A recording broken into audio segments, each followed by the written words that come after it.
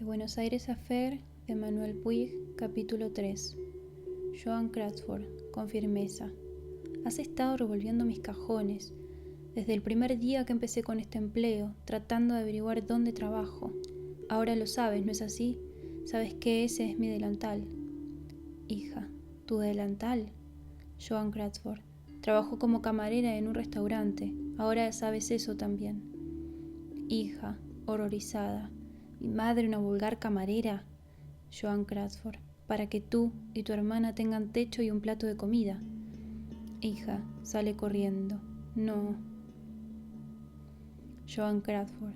A una amiga, como ella también golpeada por la vida. Hice lo posible, mira en torno desesperada, pero es inútil. No te imaginas lo que significa ser madre. Ella es parte de mí misma. Tal vez no haya salido todo lo buena que yo quería, pero no por eso deja de ser hija mía. Amiga, le arroja una mirada cáustica, desaprueba tanta debilidad materna para con esa hija ingrata. Se va.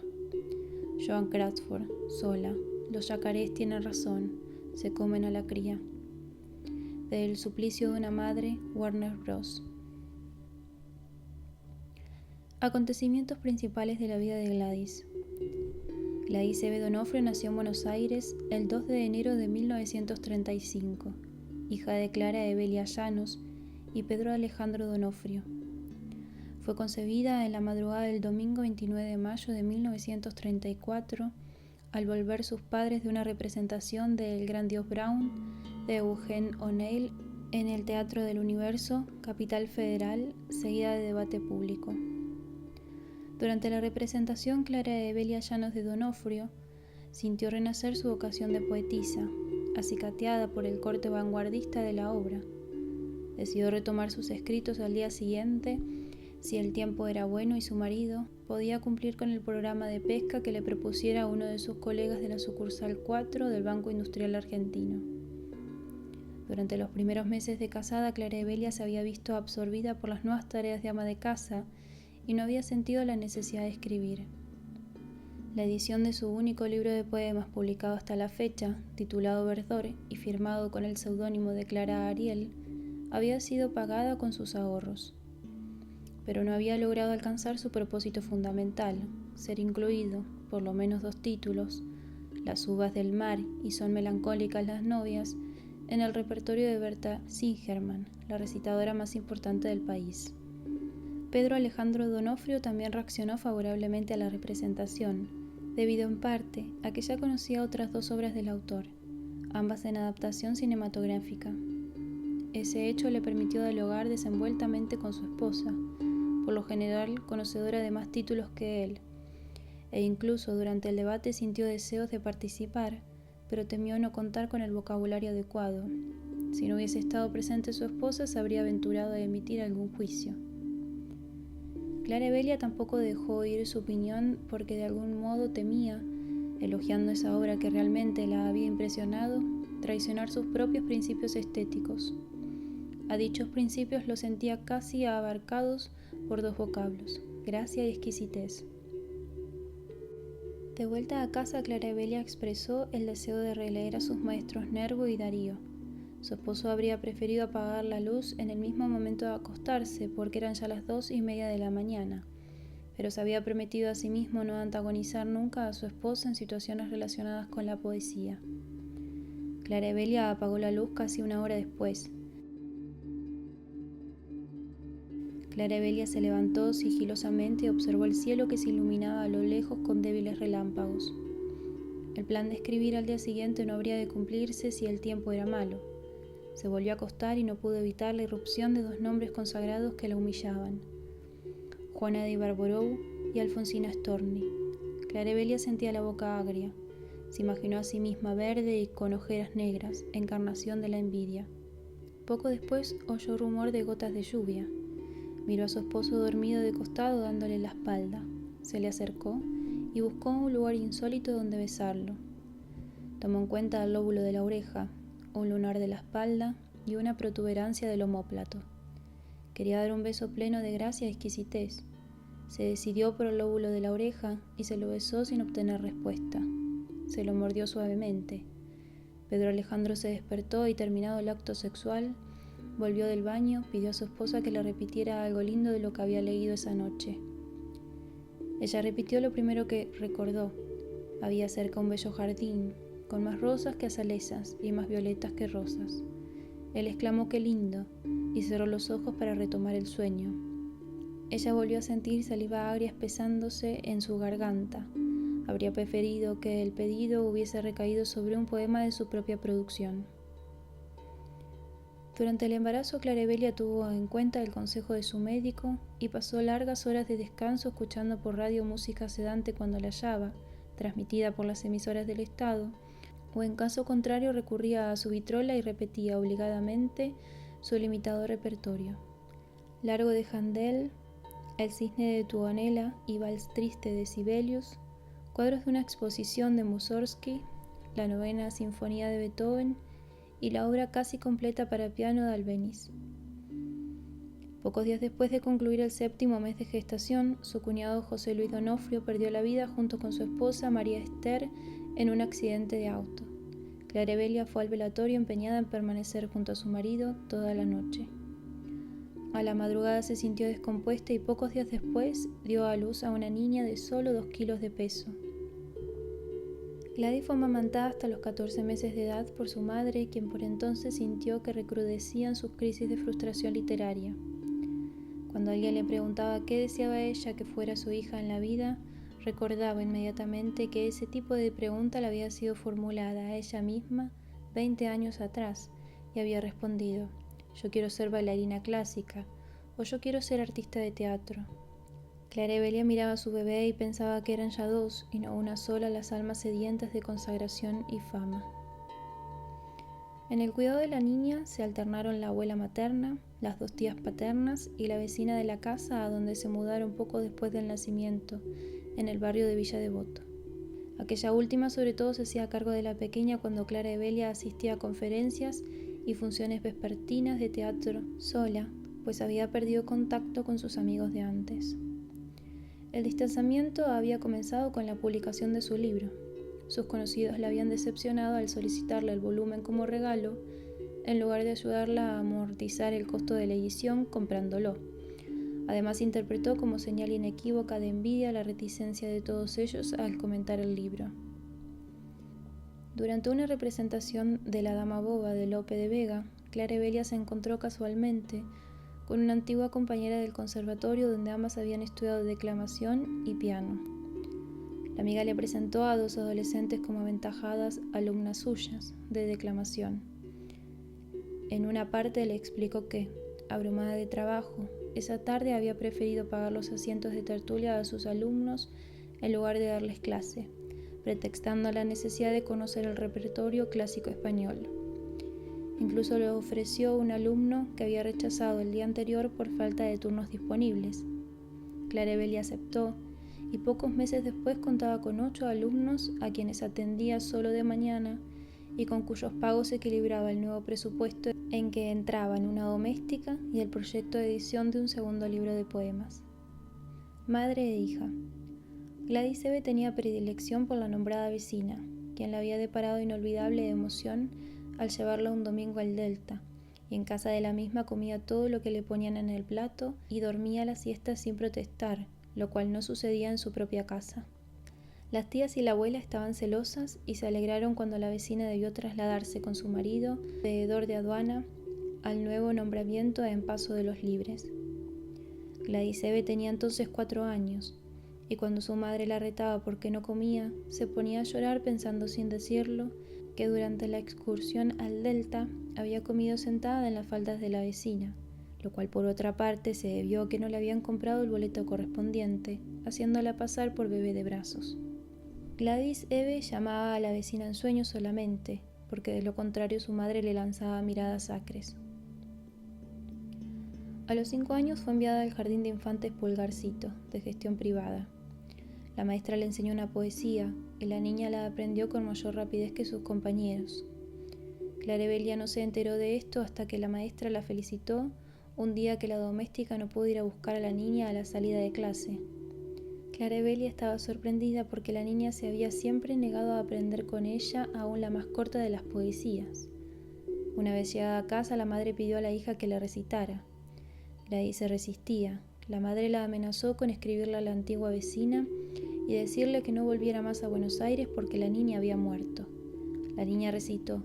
Clarabella dijo que esa maestra era un caballo y que los ademanes que le había enseñado eran de caballo. La niña la miró desafiante y le dijo que la maestra recitaba mejor que Clarabella porque era más linda. Por primera vez se le ocurrió comparar las manos de la maestra, delgadas, color rosa pálido, de uñas pulidas pero cortas y sin esmalte, con las de su madre, de oscuros dedos mate manchados de tabaco y unas largas arcadas pintadas de color rojo bermellón. Clarabella se puso a llorar. La niña veía llorar a su madre por primera vez y nunca logró olvidar las gotas negras de rímel que caían por sus mejillas. Al año siguiente, Gladys ingresó en el primer grado de la escuela pública Paula Albarracín de Sarmiento, a pesar de tener un año menos de lo reglamentario. Desde entonces hasta sexto grado fue la mejor alumna de su división. La madre solo intentó una vez hacerla participar en los recitales de fin de curso que realizaba con sus alumnos, cuando Gladys todavía no había cumplido los 7 años. Se trataba de una poesía larga y significada, acerca de una dama patricia que bordaba con su hija la primera bandera argentina. El propósito de Clarabella era demostrar que niñas pequeñas podían memorizar y por ende tomar lecciones de declamación. El recital tuvo lugar en el cinematógrafo Tarico de la avenida San Martín, alquilado expresamente para un día miércoles a las 18 horas. La primera parte se desarrolló sin mayores tumbos. Los olvidos de letra fueron disimulados hábilmente por los niños participantes. Cuando se levantó el telón para dar comienzo a la segunda parte, madre e hija se hallaban en el escenario, sentadas en sendas sillas, con un mantel entre manos, haciendo las veces de bandera. La niña comenzó el diálogo con voz estrangulada por el miedo. La madre continuó con profesionalismo consumado. La niña continuó su parte, alabando las puntadas que daba su madre en el paño patrio con manos habilidísimas. Mientras la madre decía la réplica siguiente, Gladys, como si alguien le hablara al oído, oyó una pregunta. ¿Podía el personaje representado por su madre bordar bien, a pesar de tener las manos oscuras y las uñas como un ave de rapiña?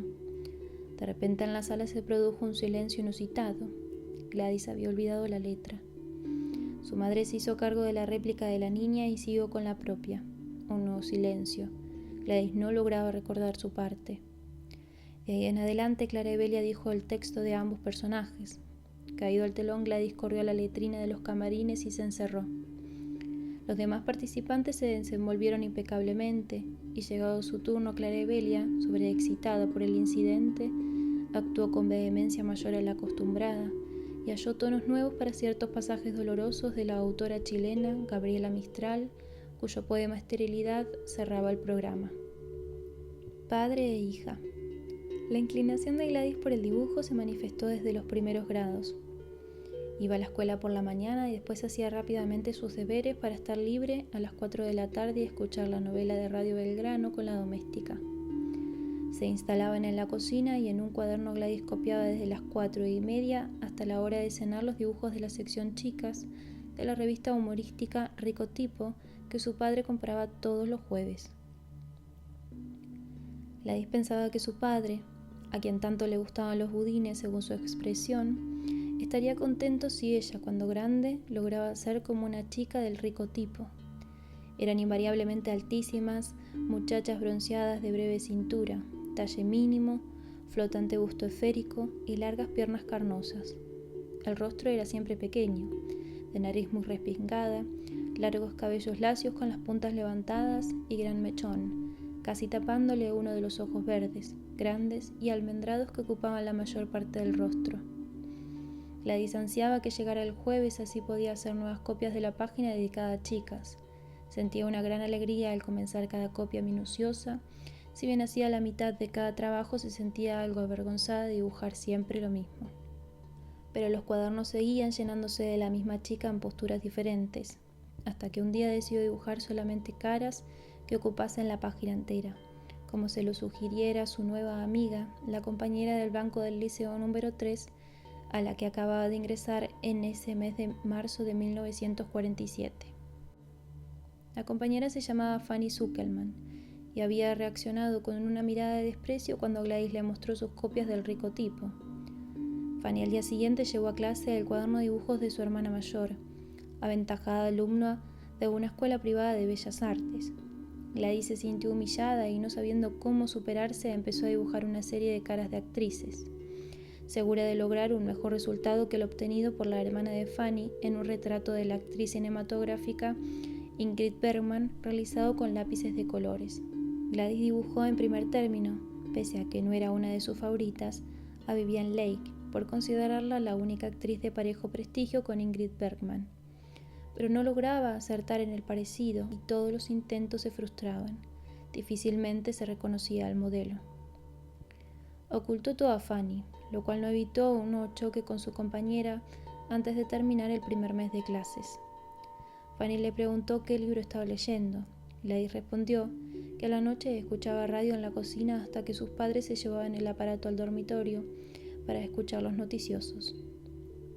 Fanny le preguntó si conocía a Hernán Hesse, Thomas Mann y Leon Feuchtwanger. Gladys los oía nombrar por primera vez y trató de no hacerlo notar. Forrado por Fanny como libro de texto, Demian de Hernán Hesse impresionó a Gladys hasta quitarle el sueño, y durante esas horas de insomnio llegó a la conclusión de que no solo ella era desgraciada sin razón, Demian también. Siempre le habían dicho que tenía que estar agradecida de haber nacido en un hogar como el suyo, donde no faltaba nada, tenía comida, techo, ropa y estudios, mientras otros niños de su edad carecían de todo. A Demian siguió una larga serie de novelas europeas contemporáneas que permitió a Gladys identificarse con numerosas criaturas afectadas por el mal del siglo.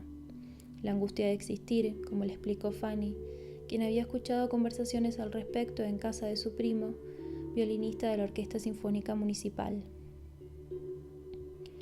Una mañana Gladys entró a clase con la vista baja. Fanny le dio un codazo porque no la había saludado, y Gladys, al decir hola, mostró sus dientes delanteros tomados por un aparato de ortodoncia. Debía llevarlo 4 años, hasta después del baile de 15. Necesitaba desahogarse y, con lágrimas en los ojos, se aventuró a una confesión.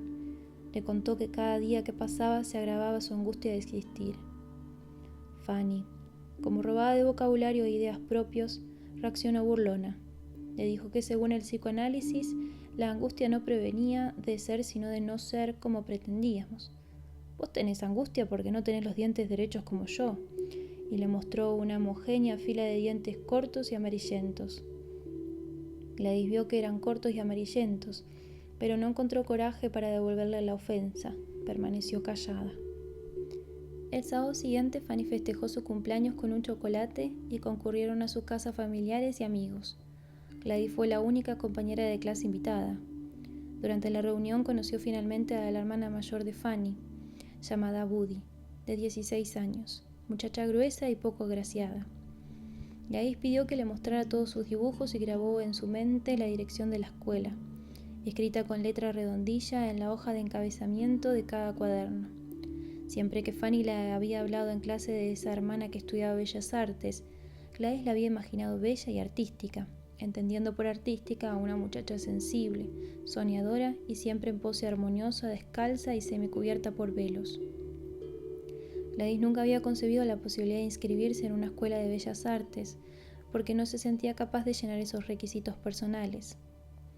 Al lunes siguiente, Fanny, durante la clase, le dijo que la familia la había hallado demasiado tímida para su edad, y durante el recreo, mientras Fanny leía apurada una lección, Gladys contó verazmente a otras niñas que el departamento de Fanny era muy pequeño, lo cual obligaba a que la hermana mayor durmiera en la sala y Fanny en el mismo dormitorio de sus padres.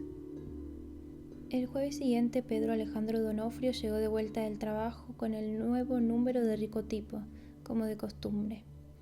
Gladys se lo sacó de la mano y miró la página de chicas, ocupada por un solo chisme a toda página. 2 amigos de apariencia elegante y don Juanesa estaban por dar vuelta a una esquina donde los esperaban las 2 jóvenes con quienes tenían cita, una atractiva y la otra contrahecha y barbuda.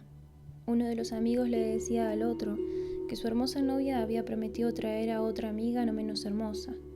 El padre de Gladys volvió a reírse al recordar el chiste y dijo: «El pobre tipo tiene que cargar con el logro».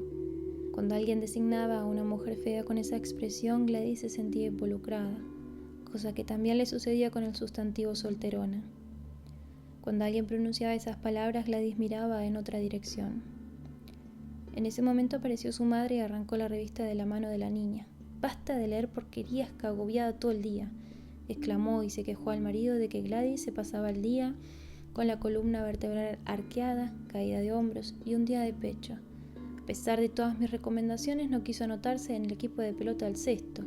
Y mírala cómo está, flaca y verde.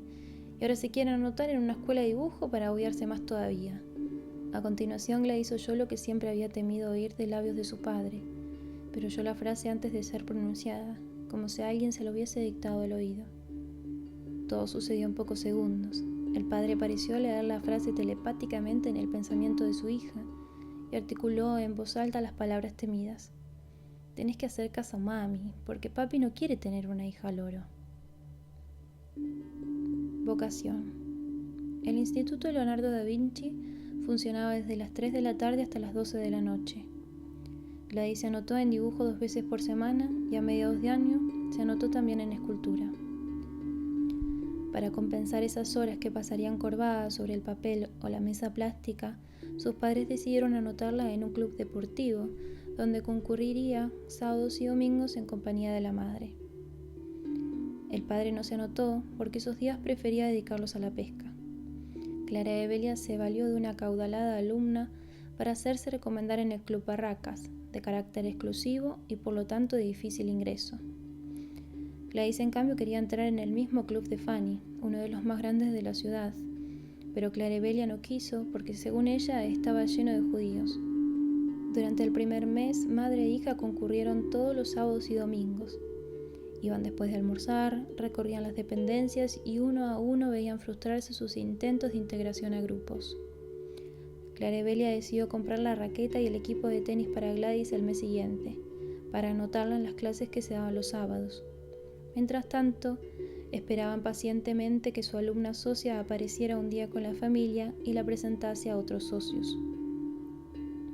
El encuentro tuvo lugar el 5º fin de semana de asistencia consecutiva y madre e hija por primera vez tomaron el té acompañadas. El sábado siguiente la alumna no concurrió al club y tampoco su familia. Clara Evelia e hija pasaron junto a la mesa de un grupo al que habían sido presentadas por la alumna, pero no fueron invitadas a sentarse. Ocuparon una de las mesas pequeñas y pidieron té con tostadas. El mes siguiente pasó sin que se concretase la compra del equipo de tenis. Durante los meses de frío llovió varias veces en fines de semana, y Clara decidió que hasta el verano no volverían al club. Ya para entonces funcionaría la pileta de natación y no tendrían necesidad de compañía para pasar un momento agradable. Los progresos de Gladys en la Escuela de Bellas Artes fueron, por el contrario, rápidos e indiscutibles. Especialmente sus modelados en arcilla llamaron la atención. Sus lecturas nocturnas se redujeron considerablemente y los desplantes de Fanny la hallaron menos vulnerable. Llegado el verano no quiso interrumpir las lecciones, pero al mismo tiempo se inscribió en las clases de natación del club, que se impartían a grupos seleccionados por estatura, donde sorprendentemente se hizo amiga de otras niñas de su grupo. A menudo era invitada a mesas grandes donde tomaban refresco los más jóvenes. Su madre prefería quedarse en casa. Años después, Gladys habría de recordar ese periodo, verano de 1948, como el más feliz de su vida. A fines de marzo se iniciaron sus menstruaciones, dolorosas e irregulares. En abril, el Instituto Leonardo da Vinci inició el año académico y desde la primera clase, Gladys no pudo quitar los ojos de encima a un nuevo alumno de dibujo. El joven tenía 18 años, llevaba el pelo desacostumbradamente largo con viril impertinencia y sus facciones eran regulares y sensitivas. Se destacaban los ojos celestes y rasgados. Desde el primer día, Gladys se esmeró en su trabajo para llamar la atención del joven, pero no lo logró hasta que coincidieron también en los turnos de modelado. Allí no podía pasar inobservada, porque los elogios del profesor caían demasiado a menudo sobre ella. A fin de año el profesor decidió presentar trabajos para el salón de otoño venidero.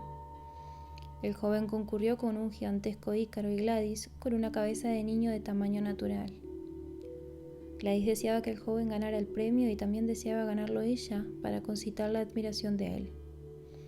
Cuando vio los trabajos expuestos en el salón, pensó que su trabajo pasaría desapercibido y concentró su expectativa en la premiación del Ícaro. Así se lo hizo saber al joven. Este la invitó a tomar un refresco en un bar y Gladys tuvo la casi certeza de que con los años lograría el amor del joven. El premio fue otorgado en marzo de 1949 y Gladys resultó ser la ganadora más joven que se registraba en la historia del premio, 14 años.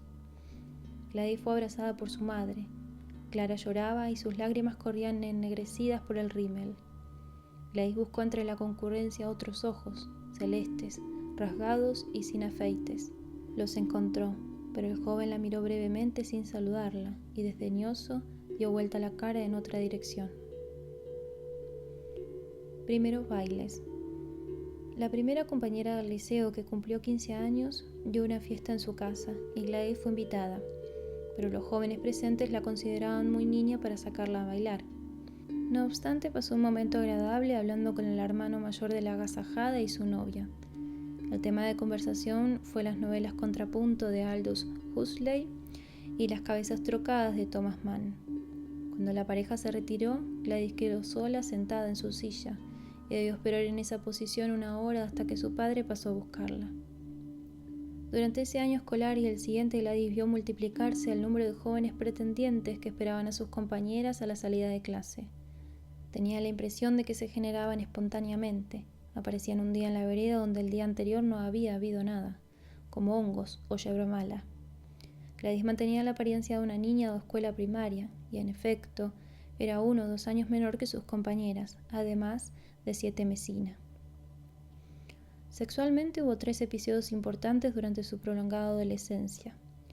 El primero tuvo lugar en el Instituto Leonardo da Vinci, cuando un modelo varón sustituyó a la acostumbrada modelo mujer del año anterior. El día de su primera sesión, Gladys había llegado a clase crispada por la curiosidad, tomó su lugar acostumbrado y estaba preparando los materiales de trabajo cuando el muchacho entró en la clase y empezó a desvestirse.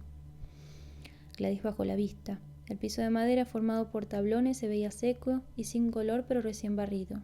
El muchacho era retacón pero atlético, de fuerte musculatura y un órgano sexual de dimensiones fuera de lo común. Gladys miró al modelo, ya subido en su tarima y tomando la posición que le indicaba el profesor. Este había puesto al alumnado en antecedentes de la inexperiencia del muchacho. Se trataba de alguien con mucha necesidad de trabajo, esposa enferma en el hospital y un niño de meses. Gladys había creído hasta entonces que todos los hombres tenían el pene pequeño como las estatuas griegas. El terror y la excitación la sacudieron fuertemente. Sus glándulas actuaron a una velocidad nueva. Pensó en el terrible dolor que significaría ser poseída por un hombre. El segundo acontecimiento sexual señalado tuvo lugar el año siguiente, a raíz de una conversación mantenida con Fanny. Esta ya contaba con 16 años de edad y cierto día durante la clase de química empezó a llorar cuando el profesor la calificó con un 0 por no saber la lección.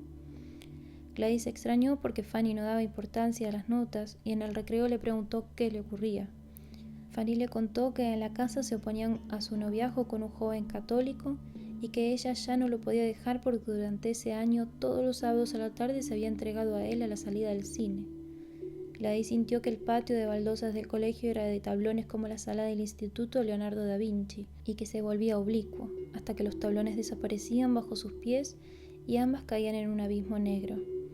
Gladys imaginó la profunda herida de la carne de Fanny, lo único visible era la herida blanca y rosada como el tocino, en ese abismo negro donde se escuchaba correr un río que no se veía y que podía ser rojo sangre. Cuando a su vez Gladys cumplió los 16 años, dedujo que su virginidad también estaba en peligro porque Fanny la había perdido a esa edad y tenía miedo de regresar a su casa sola debido a las calles oscuras que debía atravesar de vuelta del instituto. Poco después se registró el tercer suceso. Una compañera del instituto le propuso salir con su festejante y un amigo de él. Gladys aceptó con agrado porque la compañera le merecía confianza. La aparición del desconocido la terminó de tranquilizar. Era un joven delgado y débil como ella. Tomaron el té en una confitería del centro y después fueron a caminar por las plazas de retiro. Gladys propuso sentarse en el sector iluminado donde había bancos de piedra. La amiga propuso a su vez que Gladys se quedara allí con su acompañante mientras ella iba con el suyo hacia la zona despoblada cercana al puerto. Gladys no quiso quedarse sola con el festejante y tampoco abandonar a su amiga. Prefirió correr el riesgo de adentrarse en la zona oscura. La amiga caminaba varios pasos adelante. De repente se detuvo sonriendo y pidió que aumentaran la distancia que dividía una pareja de otra. El acompañante tomó la mano a Gladys. Ella no la retiró. Caminaron algunos metros más en dirección opuesta hasta que Gladys se detuvo para no alejarse de la amiga. El joven la besó de sorpresa. Gladys mantuvo la boca cerrada y miró hacia donde estaba la otra pareja. El joven con otro movimiento sorpresivo la abrazó y la trajo hacia sí. Gladys sintió que el miembro del joven estaba erecto. Descargas nerviosas desagradables le sacudieron el cuerpo y se soltó. Siguió media hora de discusiones, después de lo cual llegaron al acuerdo de que Gladys se dejaría besar si el muchacho no la abrazaba.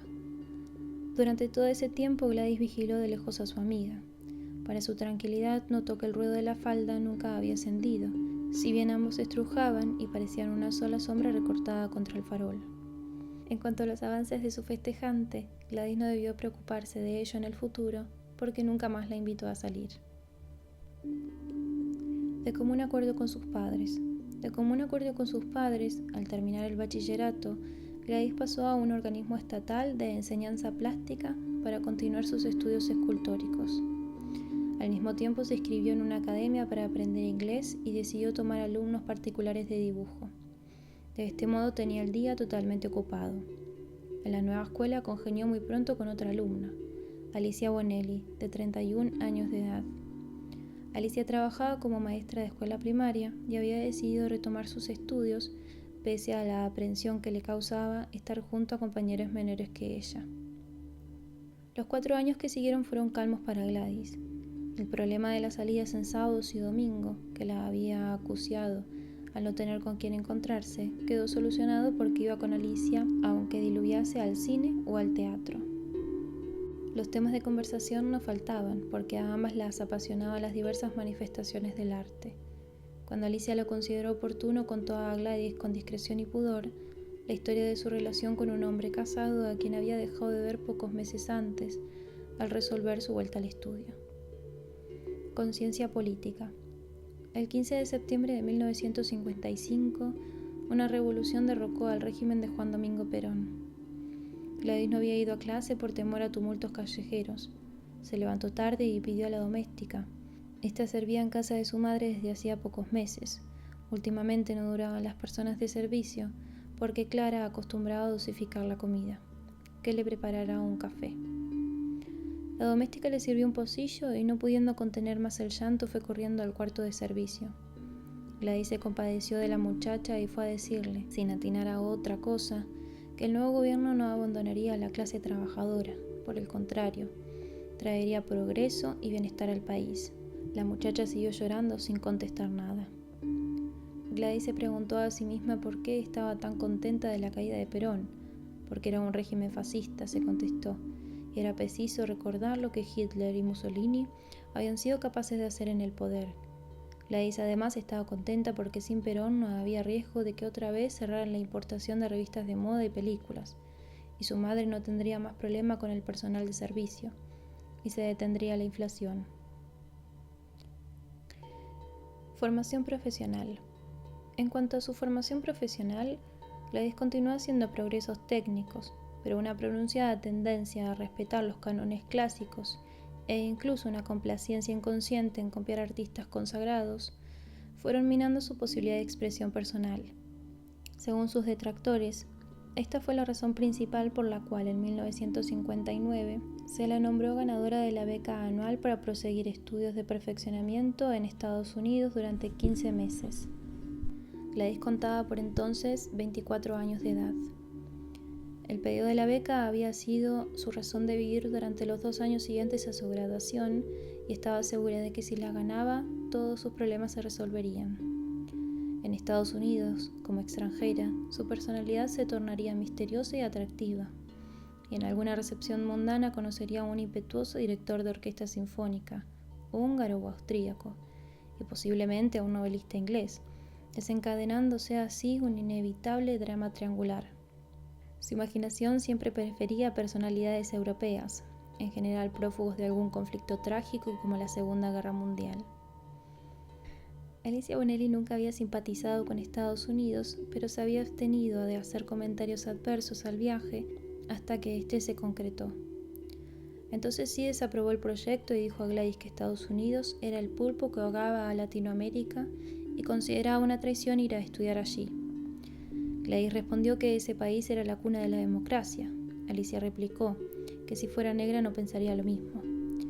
Gladys no quiso seguir discutiendo y se preguntó a sí misma cómo Alicia podía simpatizar con la URSS habiendo tales evidencias en contra, como los libros La noche quedó atrás, de Jean Valjean, y Yo elegí la libertad, de Víctor Kravchenko, además de la película La cortina de hierro, con Gene Tierney y Dana Andrews.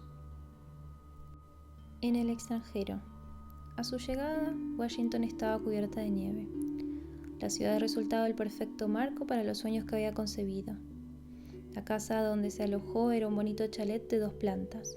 Su cuarto miraba al pequeño patio donde jugaban los nietos de la pareja propietaria cuando venían de visita los domingos. El resto de la semana, Mr. y Mrs. Ellison recibían pocas visitas y el silencio de la casa era apenas enturbiado por un lejano rumor de voces que provenía del televisor. Gladys no introdujo ningún cambio en la decoración de su cuarto, porque le agradaba el carácter impersonal de esos muebles típicos de modesto hotel de los años 30, superficies lisas y adornos escuetos. Gladys halló también de su agrado el trato afectuoso pero distante de los 2 ancianos, y nunca debió darles explicaciones si algún sábado de la noche o domingo a la tarde permanecía sola en su cuarto. Gladys no logró interesarse en las clases teóricas de Virginia Center for the Arts y tampoco se decidió a gastar el dinero necesario para adquirir los implementos de trabajo. La excitación que le causaban las visitas a museos, a donde tenía libre acceso, colmaba sus diarias aspiraciones de renovación. Su plan maduró muy pronto. Solicitaría la visa de residente para permanecer en el país una vez terminado el curso y buscaría trabajo. Por ello redujo al mínimo su presupuesto y rehusó salir con compañeros del sexo opuesto, ya que los gastos eran compartidos y ellos gustaban de locales de expendio alcohólico, un lujo prescindible. Gladys preveía que le tomaría algún tiempo conseguir empleo. Integración al medio. En la clase de Historia de Arte trabó amistad con una alumna oyente de 50 años de edad que le recordó mucho a Alicia. Las cartas de esta llegaban todos los jueves y Gladys las contestaba puntualmente. Marianne Hacker era el nombre de la alumna oyente, y Gladys pronto se encontró repitiendo por carta a Alicia las mismas palabras que decía Marianne, ya fuese en clase o en el departamento que la nueva amiga ocupaba con su esposo Ralph. Se trataba de un matrimonio sin hijos. Ralph trabajaba de 9 a 5 en la sección publicitaria de una compañía importante y Marianne cuidaba de la casa y realizaba sus trabajos en cerámica, sugeridos por el psicoanalista que la había atendido cuando Marianne debió abandonar su empleo a causa de una fuerte depresión nerviosa. Ralph no se oponía a ninguna decisión de su esposa, temeroso de un posible desborde histérico, y acogió con sumo agrado la aparición de Gladys, con quien su esposa conversaba largamente dejándolo libre para leer el diario, resolver crucigramas y mirar la proyección por TV de series de acción. Terminada la beca, Gladys obtuvo con el patrocinio de Marianne el permiso de residencia que tanto ansiaba. Dicho patrocinio consistía en una carta de la ciudadana donde garantizaba la honestidad de la muchacha y se hacía responsable de su conducta. Residente en Estados Unidos. Gladys obtuvo rápidamente un empleo como secretaria para correspondencia castellana en una compañía de exportación e importación, donde trabajaba 8 horas diarias. Sus vagos planes de alquilar un taller y retomar sus trabajos escultóricos quedaron postergados indefinidamente. Ante todo, quería ahorrar los $1,000 de fianza que eran necesarios para permanecer en el país sin necesidad de patrocinio, pues le molestaba deber ese favor a los Hacker. Superada tal suma, Su proyecto siguiente consistió en viajar a California con Marianne cuando le dieron vacaciones en la oficina. Cumplido este deseo, planeó una renovación de su vestuario, la adquisición de un aparato de televisión e iniciar su colección de libros de arte. Así pasaron 3 años, durante los cuales tuvo la oportunidad de rever por televisión todas sus películas favoritas: Argelia, La Dama de las Camelias, Grand Hotel, Fatalidad, Tierna Camarada, Mujeres, etc., así como de cambiar varios empleos de secretaria bilingüe, siempre con aumentos en el sueldo, hasta que en una empresa decidió permanecer por razones especiales. El hijo de uno de los socios propietarios pasaba por la oficina 2 veces a la semana, sirviendo de enlace con las oficinas de Nueva York donde residía. Gladys esperaba esas apariciones con la misma ansiedad con que antes atravesaba el umbral de los museos. El joven Robert Houston tenía que ver con los 3 ideales de norteamericano que Gladys se había forjado a miles de kilómetros de distancia en su lejana Argentina, pero que venían a la saga de los ideales europeos. Esas 3 prefiguraciones eran las siguientes: A. El joven heredero, hipersensible y tiernamente neurótico con el rostro del actor Montgomery Clift. B. El hombre casado, dueño de empresas, de actividad febril, prepotente pero necesitado de comprensión en lo más íntimo, con el rostro de John Kennedy. C. El joven universitario de aspecto deportivo, inexperto, ingenuo y pleno de fe en el futuro, con el rostro de los rubios jugadores de béisbol que en las revistas recomendaban productos comerciales varios. Robert, llamado por todos Bob, era alto, deportista, bronceado, de facciones regulares, expresión inocente, trato cordial y ligeramente tímido, resultando un compendio de los 3 ideales apuntados. Pero estaba próximo a casarse con una joven adinerada, y Gladys durante ese periodo prematrimonial hizo el esfuerzo de aceptar invitaciones de 2 jóvenes para salir.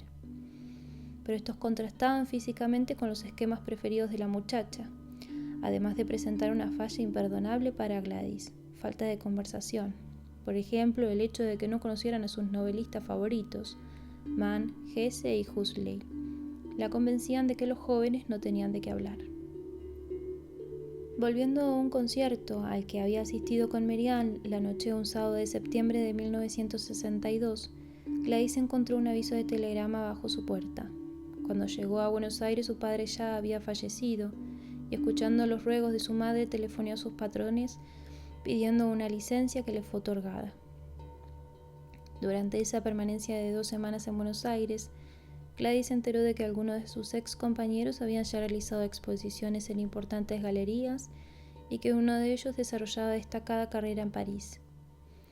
Eran pocos los que no se habían casado. Todo lo supo por intermedio de Alicia, con quien había interrumpido la correspondencia hacía tiempo. La nombrada se presentó con una amiga de pronunciado aspecto bohemio, y ante el asombro de Gladys cuando su madre salió del cuarto, las 2 mujeres se abrazaron y le hicieron saber que eran muy felices juntas. En el siguiente encuentro, Alicia confesó a su ex compañera de estudio que las mujeres siempre le habían interesado sexualmente y que aquella larga historia de amor con un hombre casado había sido real, con la sola diferencia de que en vez de un hombre se había tratado de una mujer. En cuanto al tema político, Gladys lo evitó, pero Alicia lo sacó a relucir en cuanto pudo. Apostrofó a Estados Unidos por el bloqueo a Cuba. ¿Ves lo que son?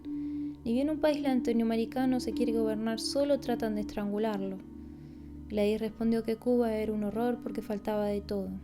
La discusión no se prolongó porque Gladys pasó a hablar del problema que significaba la viudez de su madre. Tiempos difíciles. De vuelta a Washington, Gladys halló dificultades para retomar su ritmo habitual de vida. La molestaba sobre todo el insomnio arrastrado desde Buenos Aires y se resistía a tomar calmantes por temor a crear un hábito. El único aliciente fue la noticia de una separación temporal entre Bob y esposa. El día 29 de noviembre de 1962 tuvo un disgusto en la oficina debido a un error suyo, cometido por distracción, que costaría a la firma un embarazoso atraso con un cliente, y al caminar rumbo a su domicilio ve las primeras vidrieras navideñas de la temporada. Se aproximaban las fiestas familiares máximas. Un repentino llanto histérico la sacudía y no lograba contenerlo. Tomó una calle lateral y caminó varias cuadras para desahogarse. Decidió no ir a casa de Mary Ann como había planeado, porque ésta la notaría alterada y nuevamente le aconsejaría ponerse en tratamiento con un psicoanalista, o al menos probar su misma marca de píldoras para dormir. Gladys no había podido contarle mucho de sus pesares últimamente debido a las insistencias de Mary Ann en recurrir a los remedios apuntados. La resistencia de Gladys a los tratamientos psicoterapéuticos tenía una razón fundamental. En su plan de ahorro para comprar una propiedad inmobiliaria no entraban los gastos prescindibles. Cuando el llanto amainó estaba relativamente cerca de su casa, pero, como si alguien le hablase al oído, Gladys obedeció una orden: tomar un taxi, puesto que su cuerpo se había enfriado y podía constiparse, uno de sus constantes temores. Si en ese momento hubiese retomado su ruta habitual de peatón, habría encontrado en la avenida a un viejo conocido, el apuesto autor del Ícaro. El muchacho estaba de paso por Washington, solo y acuciado por problemas de toda índole, donde sabía que residía Gladys, a la que habría visto con gusto de haber conocido su domicilio. Ya en su casa, Gladys preparó un sándwich de atún y tomate, llenó un vaso de leche y dio las buenas noches a los dos ancianos de la casa. Encendió la televisión y vio 2 películas de la década del 40 que no lograron interesarla. A medianoche no había logrado todavía conciliar el sueño. Le dolía la cabeza y no podía aceptar la idea de ver una tercera película. Recorrió con la vista por enésima vez los contornos de los muebles en la oscuridad. La asaltaron las ideas de siempre, sus compañeros triunfantes y casados, a las que se sumaba la humillación del error descubierto ese día en la oficina. De un salto se incorporó y encendió el aparato de televisión, pero la luz plateada le hería la retina y el dolor de cabeza fue en aumento. Decidió abrigarse bien y salir a la calle para caminar unas cuadras con el propósito de calmar sus nervios. El barrio de chalets, con jardines que se prolongaban a veces hasta los árboles añosos de la vereda, estaba sumido en el silencio y la oscuridad. Gladys aspiró el aire fresco y sintió un alivio instantáneo. Caminó hasta la esquina para dar la vuelta a la manzana. La detuvo una mano fuerte que le tapó la boca. Gladys solo veía el brazo que, enfundado en una manga de cuero negro, la retenía brutalmente por la cintura. A través de la ropa sentía el miembro erecto. El asaltante la empujó dentro del jardín de una casa particular y la amenazó con una cachiporra recubierta de pinchos. No debía gritar. Gladys, tumbada en el pasto, prometió callarse. Él estaba embosado. De pie se bajó los pantalones y le mostró el miembro. Gladys notó que era mucho más pequeño de lo que había imaginado como tamaño común a todos los hombres, y al descubrirse el hombre del rostro ella vio que la boca era desdentada y la mirada perdida y demencial. Gladys instintivamente gritó con todas sus fuerzas. El hombre la golpeó en un ojo con la cachiporra y el alarido de dolor proferido por Gladys consiguió asustar al asaltante, quien huyó al ver que se encendían luces en la casa. Los cuidados médicos costaron a la joven sus ahorros e incluso contrajo una deuda para llevar a cabo la segunda intervención de cirugía plástica, muy satisfactoria según los amigos de la paciente. El golpe de la cachiporra le había roto el hueso que forma el arco de la ceja. El párpado izquierdo también había sido desgarrado y el globo ocular había quedado destruido. Gladys rechazó la colocación de un ojo de vidrio y el cirujano logró que el párpado pareciera cerrado pero no hundido. La accidentada decidió llevar permanentemente anteojos oscuros muy grandes, y cuando su jefe la envió a Nueva York para asistir a Bob durante la estadía de un industrial sudamericano en esa ciudad, la muchacha tomó además otra decisión. Nueva York. Gladys actuaba estimulada por la noticia de la nueva ruptura de Bob y esposa después de una corta reconciliación. Al cabo de una cena de negocios, en el segundo día de su misión neoyorquina, Gladys propuso a Bob que subiera a su cuarto cuando el joven la acompañó hasta la puerta del hotel. Bob aceptó, y cuando estaban en el cuarto la besó con aprensión. Gladys temblaba. Bob le pidió que no dijera nada de la oficina, pero al notar que Gladys seguía temblando de tal manera le preguntó por qué tenía tanto miedo. Gladys quedó callada. Bob le preguntó si era virgen. Gladys asintió y el joven se despidió diciendo que al día siguiente hablarían del tema. Sola en su cuarto, Gladys seguía temblando. Apretó al timbre de los camareros y apareció un anciano obeso, quien a esa hora no pudo complacer el pedido de un whisky doble. Gladys debió bajar al bar del hotel en la planta baja. En la barra había un caballero de mirada bondadosa y vestimenta impecable. Cuando el encendedor de Gladys falló, se acercó a ella y le preguntó si no trabajaba en las Naciones Unidas. Gladys se sintió tentada de mentir y respondió que sí. El caballero le habló de sus viajes a México por negocio y del frío intenso que debía soportar en Chicago, su ciudad de residencia. Cuando Gladys se levantó, el caballero la acompañó hasta la puerta de su cuarto. Una vez allí, le tomó la mano y se la besó con ternura. Gladys sintió que algo se descongelaba dentro de su pecho, y de ese pedazo de hielo que le pareció llevar bajo las costillas manaban lágrimas abundantes. Entraron. El caballero la sentó en sus rodillas y la cobijó en sus brazos largos de raza sajona. Empezaron a sentir calor. El caballero quitó algunas de las prendas de Gladys y la recostó. Con su vista disminuida pero vigilante, Gladys seguía todos los movimientos del caballero. Este apagó la luz, se quitó las propias prendas y terminó de desnudar a la muchacha, la cual en ese momento se sentía agotada e incapaz de reaccionar. Al día siguiente, ni Bob ni Gladys, al encontrarse para almorzar con el industrial sudamericano, sacaron el tema de la virginidad femenina, y 2 semanas después la muchacha presentó su renuncia a la Compañía de Washington para trasladarse con carácter definitivo a la ciudad de Nueva York, donde había conseguido un empleo similar. Alquiló un departamento pequeño y 2 veces por mes se vio con su amigo de Chicago, quien pronto demostró tener similitudes sorprendentes con Mary Ann en lo referente a su total confianza en los tratamientos psicoanalíticos. Gladys se sorprendió también al notar que su goce sexual era limitado, ya que nunca alcanzaba la culminación necesaria, pero temía hacerlo saber a su amigo porque adivinaba la respuesta. Un tratamiento psicoanalítico lo arreglaría todo. Pocos meses después, el caballero fue enviado a Texas por un periodo de 10 meses y gentilmente propuso a Gladys seguirlo, ya que su esposa permanecería en Chicago con el resto de la familia. Gladys consideró que el trastorno de mudarse y buscar un nuevo empleo no tendría una recompensa valedera y prefirió permanecer en Nueva York.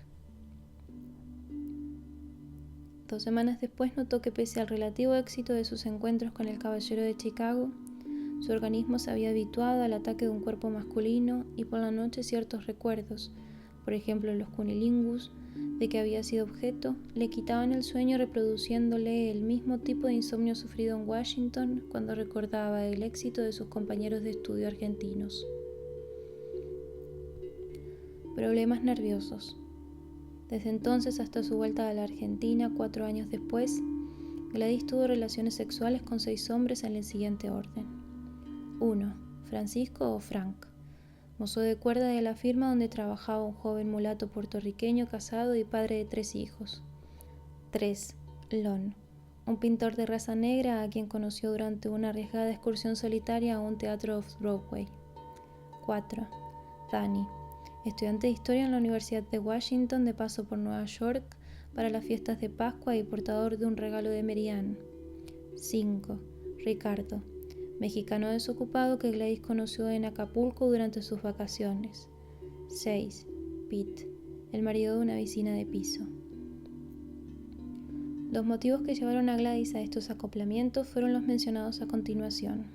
1. A Frank, o sea, el mozo de cuerda, la atrajo el hecho de hallarse improvisadamente sola con él en un sótano de la empresa y la necesidad de colmar el vacío dejado por el primer amante, siendo preciso señalar que hasta un rato antes de estar abrazándolo no había pensado que tal cosa podía suceder. Era viernes a la tarde y ambos habían debido permanecer después de hora para ultimar un envío urgente a Sudamérica. Gladys escribía las facturas y las etiquetas bilingües mientras Frank preparaba el embalaje. Sus conversaciones previas a esa tarde nunca habían durado más de 5 minutos, pero a las 19:30 juntos debieron comer algo para reponer fuerzas y Frank la convidó con cerveza. Momentos más tarde, Gladys alcanzó a gozar de un orgasmo pleno por primera vez en su vida, deduciendo ya en su casa que el buen resultado se había debido a la falta de expectativa, e incluso le volvió a la memoria una máxima de sus compañeras de bachillerato: los bailes más divertidos son los improvisados. 2. A Bob, o sea, el ex jefe. La atrajo el cúmulo de cualidades ya apuntadas.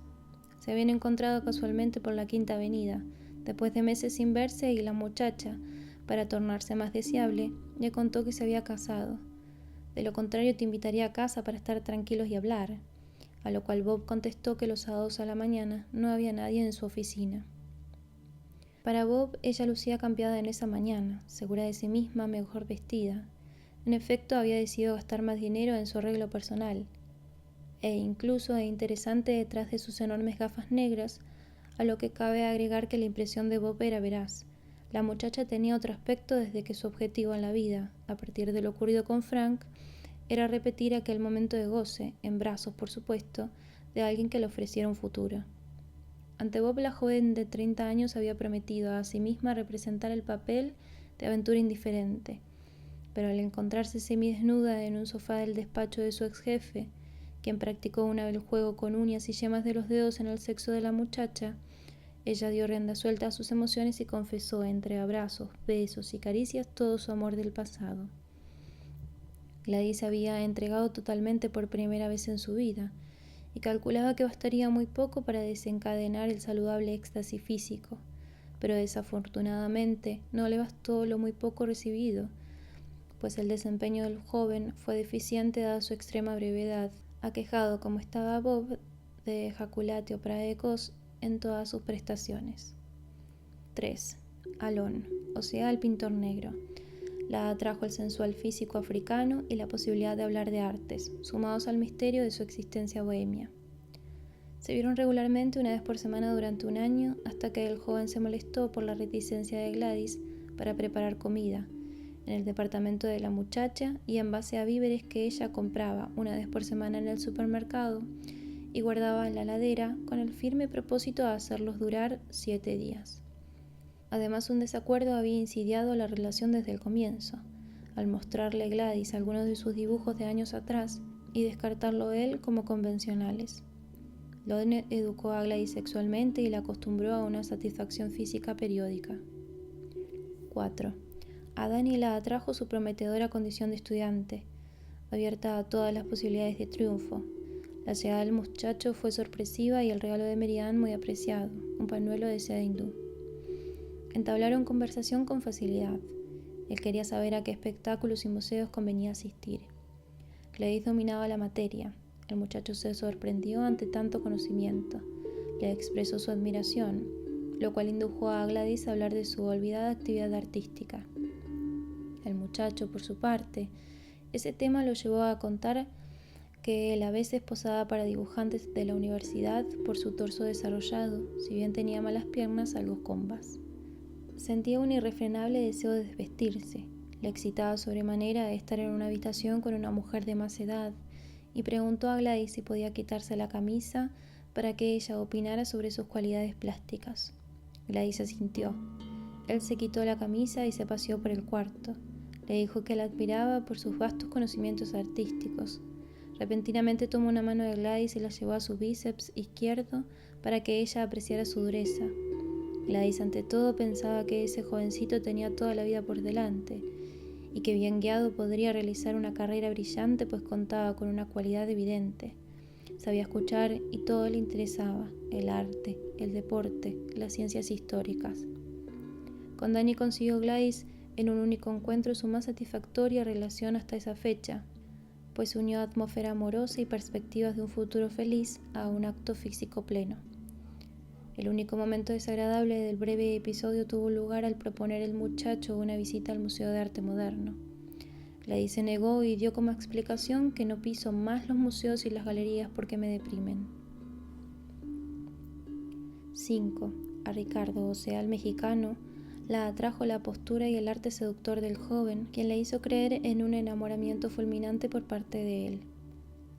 El mexicano reemplazaba al guía que debió llevar a un grupo heterogéneo de turistas en una recorrida de clubes nocturnos llamada Acapulco by Night, y se alegró de que Gladys hablase castellano y lo ayudase a entenderse con el resto del lote. Le contó que no tenía trabajo, que había empezado la carrera de medicina y no había podido seguir por problemas económicos. También le habló largamente de su ilusión de emigrar a Estados Unidos, donde podría trabajar y estudiar al mismo tiempo. Gladys estaba decidida a tener con él una aventura de vacaciones, pero no previó la posibilidad de enamorarse. Por el contrario, estaba en contra de la prolongación del idilio con engorros tales como carteo, citas para el año siguiente, etc. A pesar de ello, Ricardo en pocos días logró convencerla de que dependía emocionalmente de ella, y Gladys vivió así por primera vez en su vida todas las alternativas de un amor aparentemente correspondido. Los 15 días de Acapulco colmaron todas sus aspiraciones románticas, y los 2 meses siguientes la separación le hicieron concebir esperanzas ilimitadas de feliz reencuentro. Cuando los trámites empezaron a demorarse, los insomnios y la firme decisión de no frecuentar a otros hombres amenazaron su estabilidad nerviosa. En efecto, cada noche al acostarse no podía evitar la irrupción de recuerdos eróticos que la excitaban y le impedían dormirse. Todo ello sin no mediar una dosis pequeña de somníferos. 4 meses después, la solicitud patrocinada por la muchacha para la inmigración de él a Estados Unidos depositaría una fianza de $1.000, recibió respuesta negativa del consulado estadounidense situado en Acapulco debido a malos antecedentes del candidato. El segundo y último viaje de Gladys a Acapulco, 8 meses después, por un fin de semana, le demostró que la relación había terminado, puesto que cuando ella propuso quedarse a vivir en México, ya que él no podía entrar en Estados Unidos, el joven se opuso, además de mostrarse de compañía esquiva.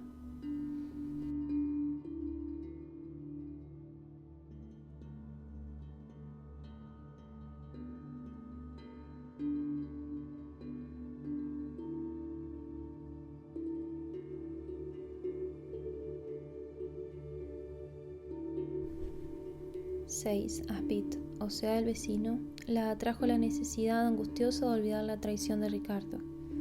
Habían pasado semanas sin que se le presentasen oportunidades de conocer a otros representantes del sexo opuesto, cuando cierto día en que había faltado a su trabajo bajó al sótano para lavar ropa en electrodoméstico a monedas y entabló conversación con un vecino.